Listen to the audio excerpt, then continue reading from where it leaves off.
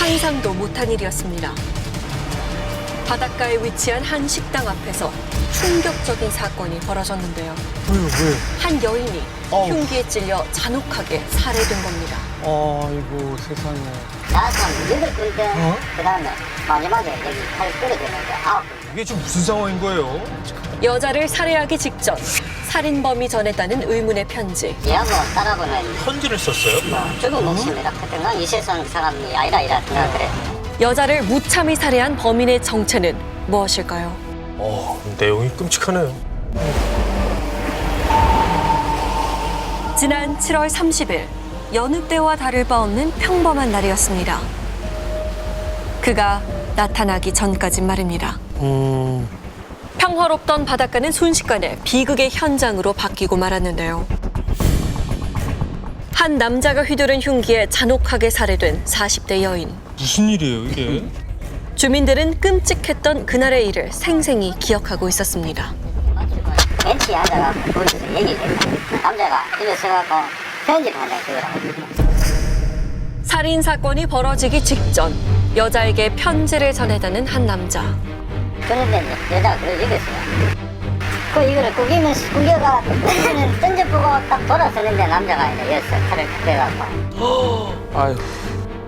그는 돌아서는 여자를 향해 무참히 흉기를 휘둘렀다고 합니다. 아니 편지를 읽은 사람을 찔렀어요? 그러니까요. 손잡이는 떨어져 있고 칼날이 여기 겉에 있다가 같이 달릴 때 아이고. 제가 볼 때는 가더라. 너무도 참혹했던 그날의 사건. 병원으로 옮겨진 여자는 끝내 목숨을 잃고 말았습니다. 아이고 딱하네. 일단 저희도 다발성이라고만 나와 있어서요. 자산이 좀 날아갔다니 환자가 또 점점점 이렇게 혈압 떨어진 상태였고. 흉기에 찔린 상처만 10여 군데. 남자는 대체 왜 이런 끔찍한 일을 벌인 걸까요? 그러게요. 여자를 살해한 후 사라졌다는 남자. 몇 시간 후 그가 발견된 곳은 사건 현장에서 얼마 떨어지지 않은 다리 밑이었습니다. 제초제를 마시고 쓰러진 채 발견된 건데요. 범인이 자살한 걸까요? 수독시켜가지고 이제 다리 밑에서 이제 음독 뭐 농약이나 뭐 그걸 마시는 거 등을 해놓고 그걸 이제 찾아가 잡아가 들고 갔다가 이제 가서 미수축시키고 주인이지 뭐 그래가 이제 잡아가 통치는 게 구속시켰지. 여자를 살해한 남자의 정체 무엇일까요? 왜 그런 거예요? 우리 남편 차로 입고 도망가는 거야. 이 남편 차가 이래 돼가지고. 남편이요? 잔혹한 살인 사건의 범인은 다름 아닌 그녀의 남편이었습니다. 열흘 전에 한 번 오고 그날 사건 난 날 한 번 오고 두 번 왔습니다. 오기 전에 몇 번 전화는 왔어요. 내용은 뭐 여자가 화내면서 끊고 이랬어요. 여자가 좀 남자가 찾아올까봐 많이 두려워하는 그런 게 많이 있었거든요. 식당에서 일하던 그녀는 평소에도 남편을 많이 두려워했다는데요.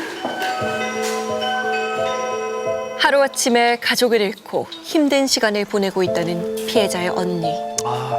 이번 사건에 대해 할 말이 많다며 억울함을 호소했습니다. 화장터에 불구덩이 들어갈 때 언니를 용서해달라 그랬어요. 저를 도와주지 못한 예고된 살인인 거를 제가 못 도와준 거 너무너무 미안하다고. 예고된 살인이요. 언니가 용서를 빈다고 내가 잘못했다고 제가 그랬어요. 너무너무 가슴 아파서. 동생의 죽음이 예고된 살인이라며 눈물을 보이는데요. 비극을 막지 못했다는 생각에 죄책감을 떨칠 수가 없답니다. 우리 동생이요? 너무 비참하게 죽기는 했지만요. 밖에서 죽은 게 다행입니다. 그런데 걔 집에서 죽었으면요 흔적도 없을 수도 있어요. 잘 살고 있다며 가족들을 안심시키던 동생. 하지만 비밀은 오래가지 못했습니다. 남편의 폭행을 견디다 못한 그녀가 속마음을 털어놨다는데요. 맨날 칼 들이대고 맨날 때리고 잘못했다. 다시는 안 그렇게 막 싹싹 비르고. 유가족들은 동생이 이미 오래전부터 남편에게 흉기로 위협당했다고 주장했습니다. 에이. 남편의 살해 협박 때문에 그녀가 늘 불안해했다는 겁니다. 제작진에게 꼭 보여줄 것이 있다는 남동생. 누님 핸드폰인데 이게 가해자 차에서 나왔어요. 가해자가 갖고 다니던 거예요. 내용이 너무 기가 막혀가지고 전화를 받을 때까지 수시로 전화를 걸었던 남편의 통화 내역입니다. 누나가 저 사람이 무서워서 딴 데 가 있잖아요. 그럼 어떻게 알고서 위치 추적을 해가지고 찾아와요. 남편의 폭행과 감시 속에 위치 추적 또한 피할 수 없었다는데요. 보기만 해도 무섭네요. 불행했던 결혼 생활의 흔적들. 엄마 전화기 압수했어 지금 아빠가. 니는 그냥 근본적으로 아빠가 엄마를 때렸다 해갖고 그거 갖고 니는 아빠가 싫다하고 하는데 그래도 폭력은 아니지.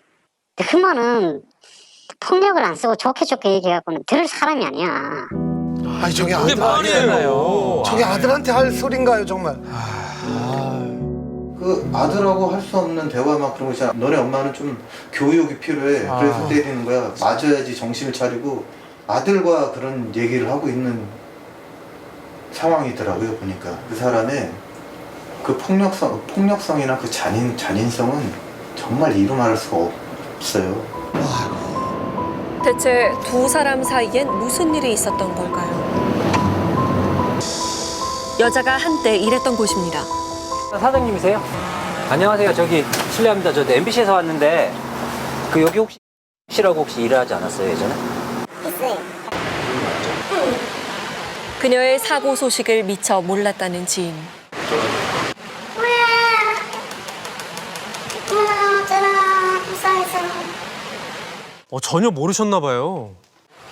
착해요. 진짜 착해요. 눈물 난다. 말로 진짜 괜찮은 말이었어. 안타까운 마음을 감추지 못하는데요. 아유 얼마나 놀라셨을까. 가가 지금 오만 대가 다 아파요. 눈도 실명, 이쪽에 한 눈이 아유 진짜. 예? 눈이 실명됐다고요? 응, 한쪽이 안 보인대요. 이 갈비뼈가 몇 개 나가고. 아유. 내 눈이 방치가 된 거 한 번 봤고. 이곳에서 일할 때에도 몸이 성한 날이 없었던 여자는 한쪽 눈이 실명된 상태였답니다. 야 참. 이때 우리 집에 딱 왔어요. 왔는데 형님이 와서 천국을 하고 울더라고. 보복이 무서워가지고 친정에 피해 안 주려고 친정하고도 인연을 끊고 살았다 이 소리야. 남편이 친정 식구들에게 해코지를 할까봐 연락조차 마음껏 하지 못하고 살았다는데요. 둘 관계는 좀 어때 보였어요? 신랑하고 씨하고? 한 3-4번은 봤을 거예요. 그냥 무대 땅으로 부엌으로 들어오는 거야. 신랑은 자꾸 술을 먹었다 그러고 있잖아. 남자가 있다고 하는구나. 거기 이해가 안 가는 거야.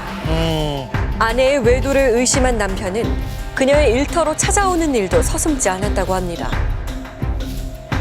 그는 왜 이토록 아내를 믿지 못했던 걸까요? 글쎄요, 뭐 특별한 이유가 소속도 그 얘기 잘 안 해요. 내 성격이 좀 내성적이다. 시원하게 얘기 잘 안 해요. 그냥 묻는 말에 제가 대답하고. 그 정도. 진짜로 모르셨나 봐요. 예. 평소 속 이야기를 잘 꺼내놓지 않았다는 남자. 하면 그 팔았지. 그래가 그 잠깐 그때 그래 이혼했거든. 남자 때문에 이혼을 한 거지. 여자 때문에 이혼한 건 아니거든요. 뭘 완전히 빠져버렸는 거야. 상황이 이거 헤어나지는 못하더라고. 오히려 남자가 외도를 하는 바람에 두 사람이 이혼을 했었다는데요. 남자가 나빴네요. 한 4-5년 정도 된 것 같지? 지가 바람 나갔고 나갔다 들어와서 그때부터는 이제 완전 얘가 비참하게 살기 시작한 거예요. 사진 보내갖고 얘가 뚜껑이 열려가지고 근데 지네들 침대에 이렇게 같이 뭐 자고 뭐 이런 사진 같이 있는 사진 같은 거 정도 막 그런 거 외도한 여성이 보낸 사진을 본 아내는 마음고생이 심했답니다. 이렇게 같은 동네니까 이렇게 마트에서 이렇게 만나고 이러면은 막 일부러 애기가 보는 데서도 딸하고 이제 우리 동생 마트 갔는데 이제 마주치고 그럼 일부러 거기서 막 팔짱도 끼고 막 이제 이러니까 아이고. 한 동네에 살며 태연하게 다른 여자를 만나는 남편 때문에 그녀의 상처는 더욱 깊어졌습니다. 지가 다른 세상을 살아보고 싶다 그러고 나가고 2달 만인가 얼마 만에 해줬어요. 이혼을 요구한 남편은 결국 외도한 여자와 혼인신고까지 했다는데요. 그의 두 번째 아내를 만나봐야겠습니다.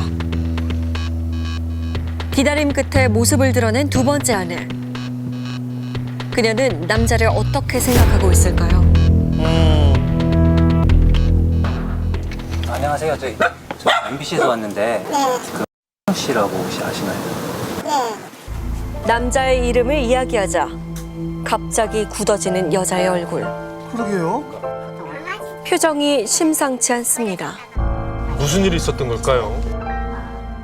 저는 별로 말하고 싶지가 않아요. 그래서 저 사람이 나오면 2차 피해자가 저가 될 것 같은 기분에. 아이고. 그 순간, 듣는 순간 정말 잠도 제대로 못 자고 아직도 떨리고 무섭고 사람이 무섭고. 혹시나 남자가 찾아오진 않을까 무서운 마음에 곳곳에 CCTV를 설치했다는 두 번째 아내. 다음 타깃은 자신이 될지 모른다며 불안해합니다. 전처한테 되게 해코지를 했다는 거죠. 그날 사장님. 제가요? 네. 무슨 일이세요? 벗고 있는 사진을 보냈다. 제가요? 네. 아니요. 도움이 있어요. 아니요. 저는 절대 그러지 못합니다. 제가 그 속옷 입고 있었던 사진을 제가 도망가고 있으니까 그런 것들을 손님들한테 올린 건 이고요. 그녀 역시 피해자라는 입장. 아이. 남자가 자신의 노출 사진을 퍼뜨렸다는 겁니다. 저 칼에 찔리게 됐어요. 왜? 에? 칼에요? 칼이 찔렸다고요? 찔리게 됐었어요. 왜요? 왜 그런지 무슨 이유도 크게 없었던 것 같아요. 아니 이게 말이 돼요? 다음에 자기가 만만한 게 저일 것 같아요. 제가 너무너무 떨리고 무섭고.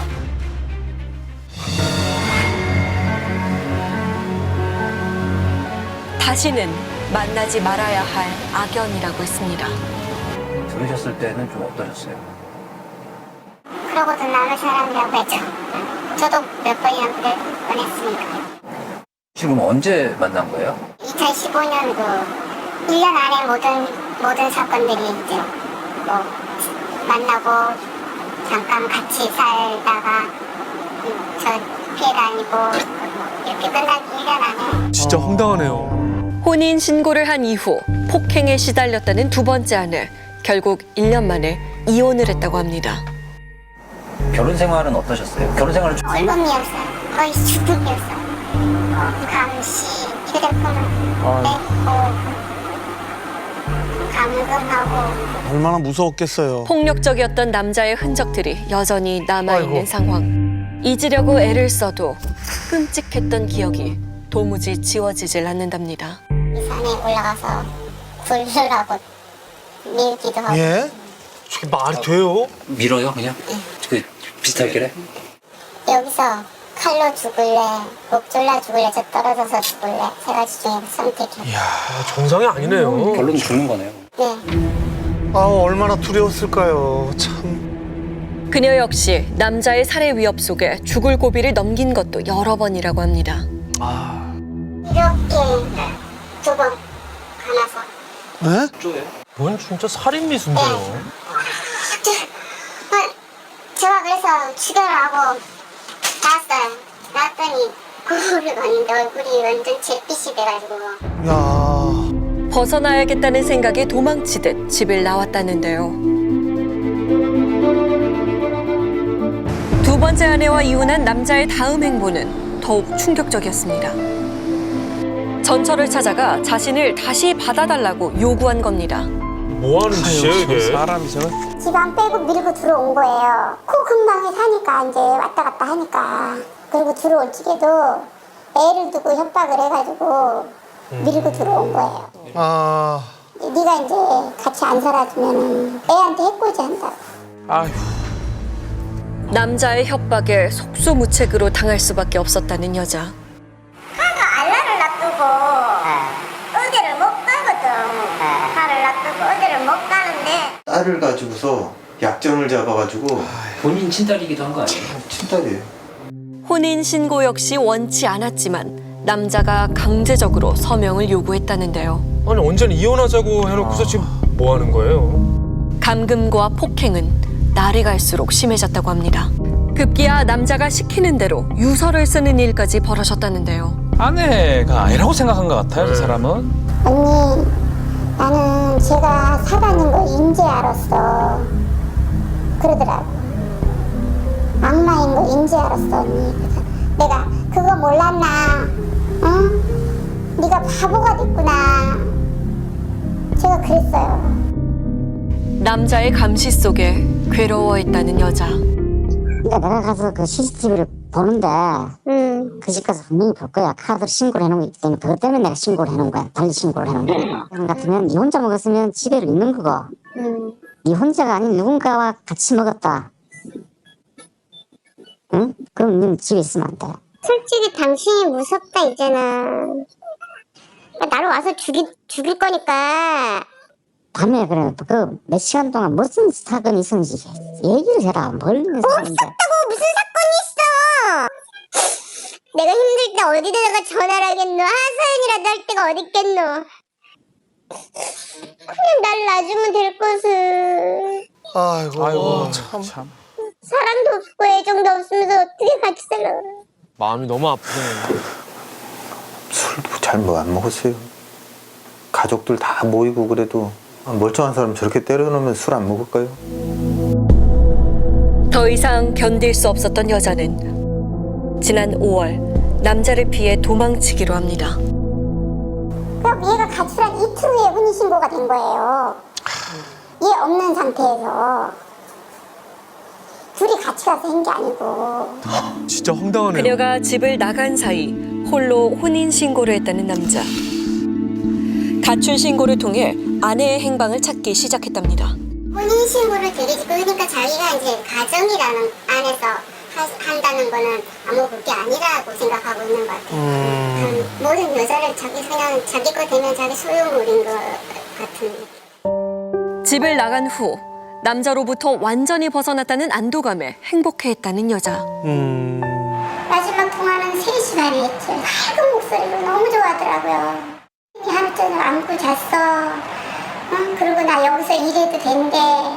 얘기 잘 됐어, 언니. 그러니까 언니 걱정하지 말어. 하지만 이내 참혹하게 살해되고 말았는데요. 남자는 우발적인 범행이라 주장합니다.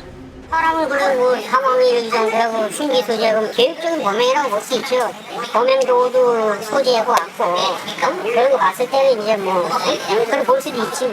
아, 칼을 들고 왔으니까. 계획 범죄네요. 마지막 순간 여자에게 편지를 쓴 남자. 편지를 통해 그녀에게 전하고 싶었던 이야기는 무엇이었을까요? 그러니까 편지를 왜 쓴 거예요? 그녀를 향한 마지막 경고였을까요? 내용이 진짜 섬뜩합니다. 편지라고 하는 형식, 칼이라고 하는 이 수단, 이 두 가지를 결합을 해서 나름대로 본인의 어떤 그 분노를 표출하는 데 있어서 계획을 처음부터 세워서 그 범행 현장까지 왔었다라고 추정을 하는 것이 가장 합리적이죠. 여자는 오랜 시간 남편의 폭력에 시달리면서도 끝내 그에게서 벗어나지 못했습니다. 2018년 3월 달에 한 건이고요. 네. 그 다음에 2016년 3건 있습니다. 접근금지를 한다 하더라도 본인 의사가 있어야 되거든요. 씨는 그거를 신청을 안 했었나요? 아마 안 했을 겁니다. 피해자분이 이제 폭행자 같은 경우는 반사 불벌죄지 않습니까? 네. 그러니까 처벌 불원서를 냅니다. 그러니까 처벌하지 말아달라고 합의서를 비슷합니다. 네. 그러니까 그건 처벌할 수 없잖아요. 저희가. 경찰에 신고를 하고도 정작 처벌조차 요구하지 못했던 여자. 그녀는 결국 세상을 떠나고서야 폭행으로부터 자유로워질 수 있었는데요. 한순간에 부모의 빈자리를 감당해야 하는 자녀들. 아들을 만나 이야기를 나눠봤습니다.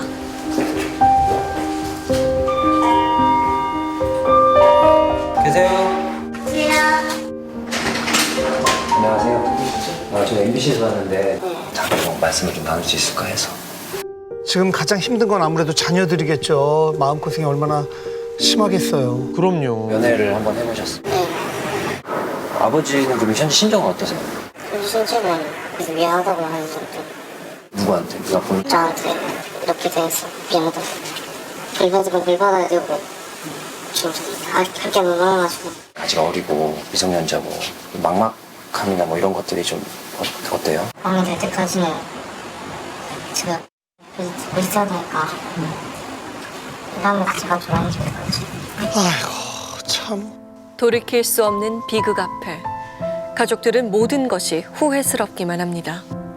제가 너무 반감자인 것 같고 그렇게 동생이 주부 앞에서 헤매고 있었는데 그 다리 뻗고 집에서 자고 있었다는 거 이름이 너무 괴롭고요. 그래 두 명의 아내를 폭행하고 한 여인의 생을 무참히 짓밟은 남자. 제3의 피해자가 나오지 않도록 합당한 처벌이 이루어지길 바랍니다.